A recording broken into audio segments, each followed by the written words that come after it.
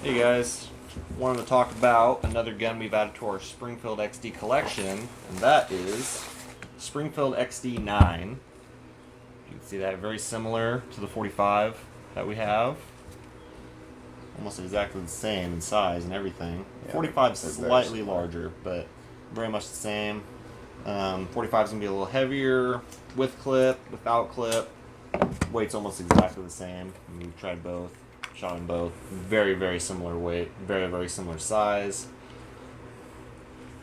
Came with this. I think retail is about, you say 600?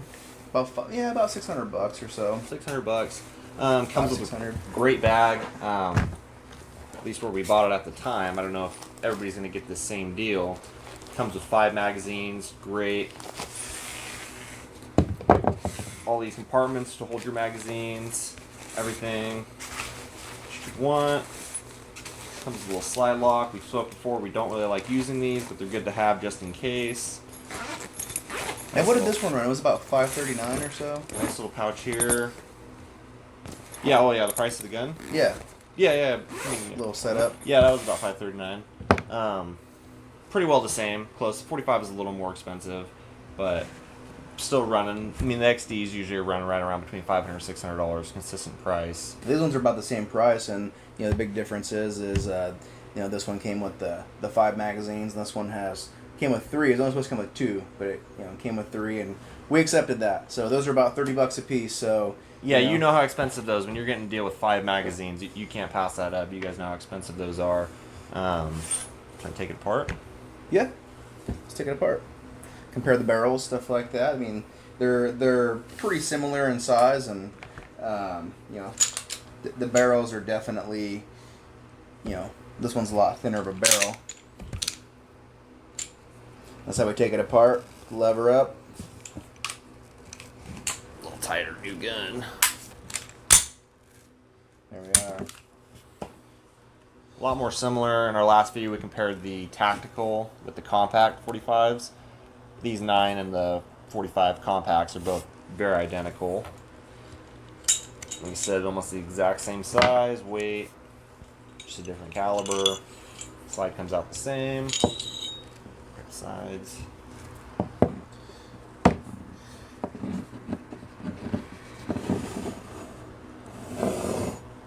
About the same length. Oh yeah, almost identical. Obviously, the holes are going to be different caliber. Other than that, there's not really any noticeable difference. The 45 is a little larger, a little stouter, a little taller. Both good guns though. Both great guns. Shooting wise too, I feel like the 45 has more of a pushback, just a whoosh to it, whereas the 9mm is a little snappier. So it's kind of about personal preference. What do you shoot better? And the thing is me personally, about the same. And the reason why we got the 9mm to add to the little collection here is because it's a lot cheaper to shoot.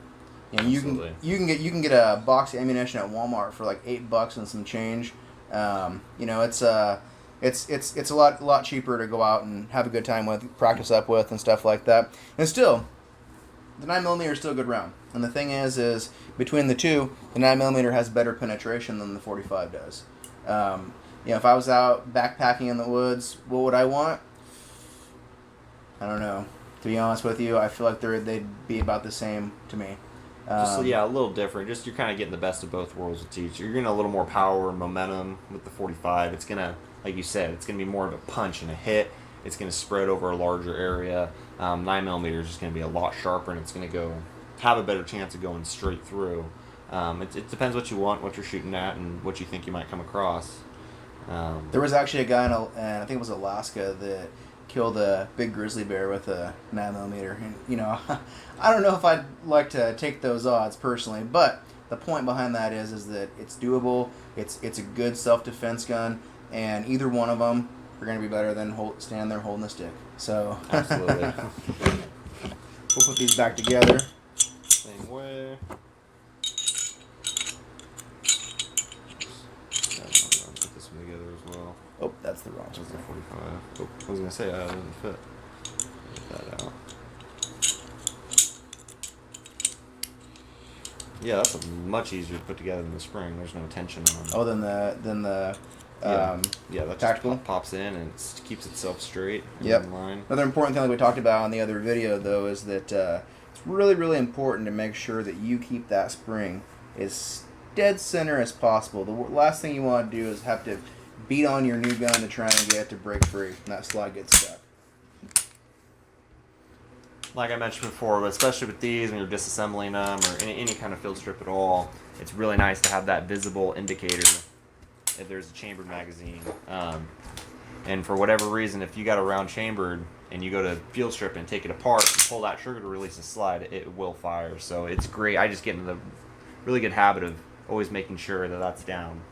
I like the dual safety on these, though. I mean, what do you think? I mean, they're pretty cool because you can't just like grab onto. Let's say you had a holster where you could get to the trigger release. You couldn't just grab onto it and shoot it. You have to be holding the back of this right here. It will not shoot unless you are pressing that down. That safety right there. So this is another reason this is a really great gun for a new shooter, because the likelihood of you having an accidental shooting with one of these is a lot less than something like a Glock or a Smith & Wesson M&P Shield, something like that, where they only have the trigger safety right there.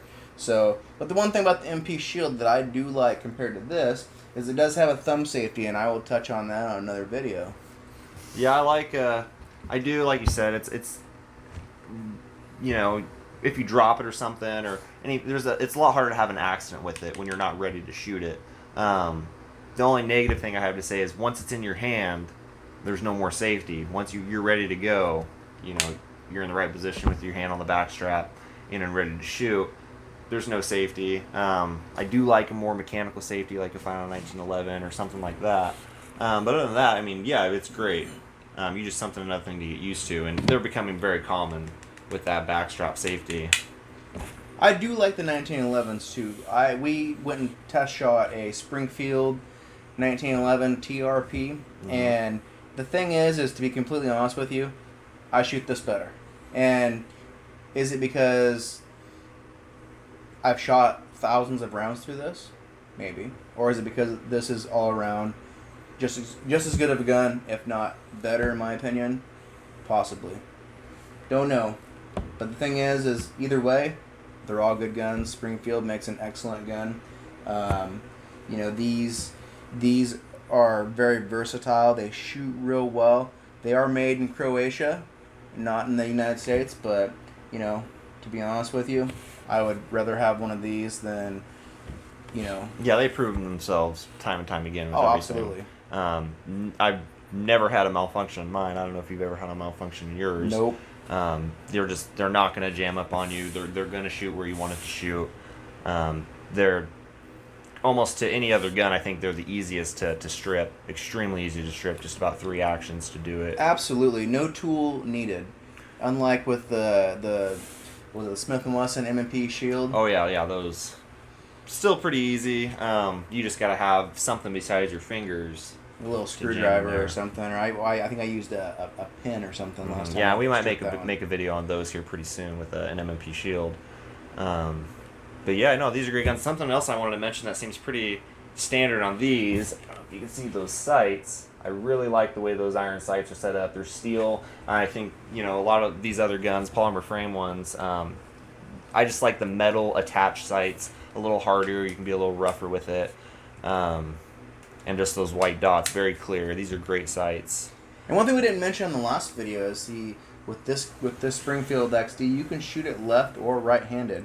And the reason why is it has the mag drop on both sides. It's a universal mag drop, and I think that's just phenomenal, because if you want to change up the way you shoot too, just for fun, or because you want to be good shooting left-handed as well as right-handed, you could easily do that and get used to shooting your gun like that.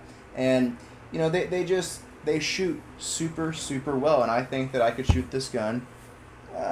Maybe I'll do a video on it. I don't want to venture to say I could shoot it just as good left-handed, but yeah, no. Well, maybe we'll find out. Absolutely. So, alrighty, YouTube, thank you, and once again, if you like our stuff, please like, subscribe, share our videos. We will be posting more videos on all sorts of stuff, side hustles, guns we buy, laws in California, any of that stuff. We're going to be talking about what we're doing with side hustle money, how we're going to be buying brand new trucks with them, and we will show you guys, and we will share everything every step of the way. And we appreciate the support, and God bless America. A lot of good stuff to come. Thanks, guys.